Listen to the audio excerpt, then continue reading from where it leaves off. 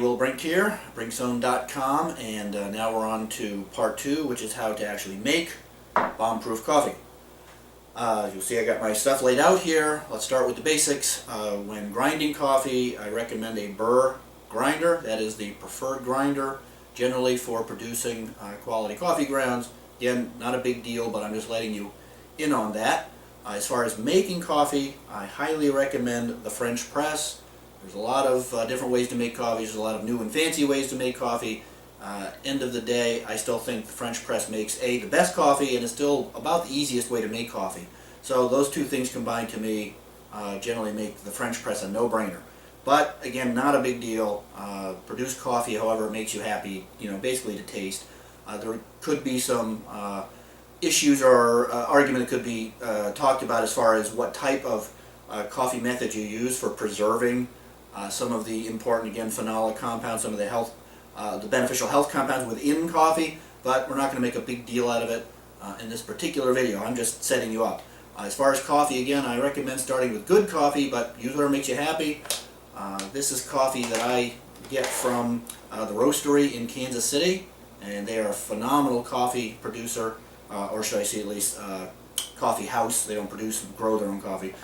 This particular one is called Full Vengeance, which I love. Probably my favorite coffee from the roastery, so that's a shout out to them. But again, use the coffee you like, that makes you happy. Let's get started. Basically, pour in your coffee, and again, a no-brainer, but nice big hearty mug, not those little stupid mugs I see people use, Now, pour this about, not all the way, probably about 2/3, because you'll see why later. About 2/3 of the way, a big cup, but not filled up all the way, okay? What we're going to do is I have a nice little scooper here. This scooper is 2.5 grams size, and 2.5 grams actually works out really well. This comes in a very common scooper, comes in a lot of supplements, powdered supplements. But the 2.5 gram size works out really well, which you'll see why later. You can also use, this is a standard kitchen measuring scoop. 2.5 grams is basically half a teaspoon. So you can just set, these little guys go up and down, I'll show you, but you can set it different size. You just set it to half a teaspoon, and you're good to go if you want to use one of these guys. So I like to start with the stuff that needs to be dissolved, solubilized in the hot liquid first. So I'll start with my creatine, and we're going to take a 2.5 nice level scoop. Now, why 2.5 grams of creatine? Because that is about the minimum the studies show to be effective for what you're trying to get from creatine. Now, if you want more, no harm done. About 3 to 5 grams a day, give or take, is a pretty standard dose for creatine. I will then take my Tyrosine. Same deal. I'm going to take my little 2.5 gram scooper and level that off, like so. Put that in.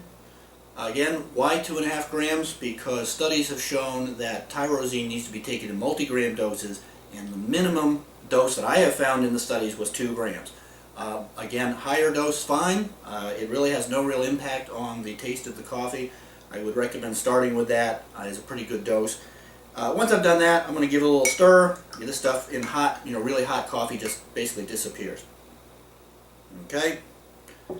Next is my chocolate. Now remember from the part 1, it is essential in the cocoa powder that it is non-alkalized, non-Dutch processed. This is a bag of Ghirardelli that is non-processed. There are other brands, but you've got to go find them. They don't tend to be in the normal chocolate aisle of a supermarket or online, so you've got to be specific about that. So I'm going to do the same deal. I'm going to take my scooper, sort of rounded scooper. I'm going to put that in like so. Now, as far as dose of cocoa is concerned, that one is kind of a little vague. There really are no studies with cocoa powders showing what is sort of the optimal dose or the minimum dose, what have you. So I'm just sort of defaulting to that 2.5 gram scooper, to be honest with you. In a non-alkalized cocoa powder, there should be plenty of polyphenolic compounds in there, and more than what most studies show are beneficial, so you should be good to go. But again, if you want to go higher, no harm done. It is a little stimulating, however, I gotta say. I mean, there is theobromide, there's a little more caffeine added in the powder. There are other compounds in there that are neuroactive, and so I would say start with that 2.5 grams, see how you feel, because I tell you, the combination of all this is definitely something you will notice. Okay, so what happens is the chocolate also tends to float to the top because, again, it is, especially the non-alkali stuff, a lot of these compounds are actually pretty hydrophobic. They don't really mix with water all that well. Hence, in comes a little bit of the virgin coconut oil. I'm just using Bread and Circus's 365 organic. There's a whole bunch of good quality organic, it doesn't have to be organic either, but good quality virgin coconut oil. So here's one thing you'll know. Now I just take a really small amount of this. It's a little tiny bit. It's probably a quarter of a teaspoon. You're not looking for a lot here. It's really no harm done if you want to use more coconut oil. Basically, I'm putting it in here as explained in the other video. And they add a nice little bit of taste. Yeah, sure, there's some MCTs, but that's not the main focus here. And it's going to help give me a very nice texture, emulsion, if you will, to the chocolate. And finally, and this is just to help with, again, getting this nice texture, a little bit of skim milk, okay? Not a lot. Just a hair, a little more. And then what you need is a whisker. This is to make like lattes. It's a foamer, and this works out really well. You got to be careful, however. The reason you don't fill the mug all the way top is because as you do that, it spins around like a blender and raises, and it will spill. So hopefully I'm not going to have this shoot all over me and you won't see me, look like schmuck. It's working out pretty good. I just do it like that until I get the consistency I want. Perfect. Now what that does is, as you'd expect, that takes the chocolate or the cocoa and the coconut oil and a little bit of the skim milk and gives you a very nice, again, technically it's an emulsion, but most people just call it a foam, and you get a really nice cup of coffee. Okay, now I'm going to turn this off briefly. I'll show you what it looks like. Try this. I would tell you this will probably be one of the best cup of coffees you've ever had as far as taste. As far as effect, you're going to feel really good and sharp and a lot of extended energy, very clear focus without a lot of jitters. All the ingredients in there are good for your health, so you're not dumping, half a stick of butter into a cup. And again, it's debatable depending on your diet and whatever. That's not the worst thing. If you use it, please report back. You can tweak the ingredients. I'm still working on ingredients wise, but let me continue on. I'm using, you might ask, for example, I'm using Life Extension on the creatine because Life Extension is a company I've personally done some consulting work for. They're a very good company, and they only use Creapure German creatine, which is what I always recommend. Unfortunately, they are no longer carrying creatine in powder like this. They're only carrying capsules, unfortunately. The other company I used for my Tyrosine is NutriBio.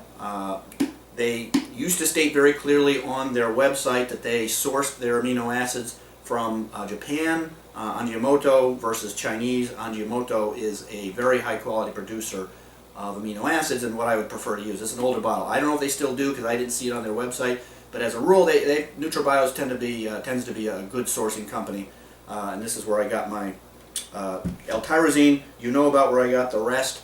So again, try it. Let me know how you think. You can tweak it a little bit. I'm going to keep perfecting this formula, perfecting what I put into it, and I hope this helps, and I'll see you all on the brink zone.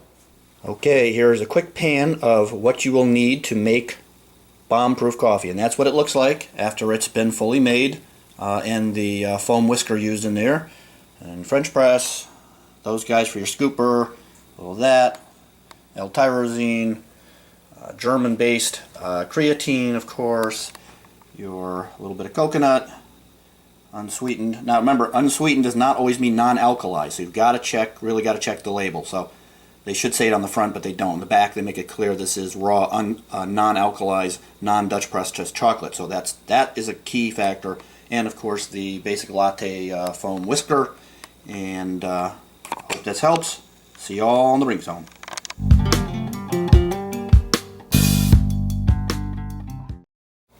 And don't forget, people, a bomb will always beat a bullet. Good coffee.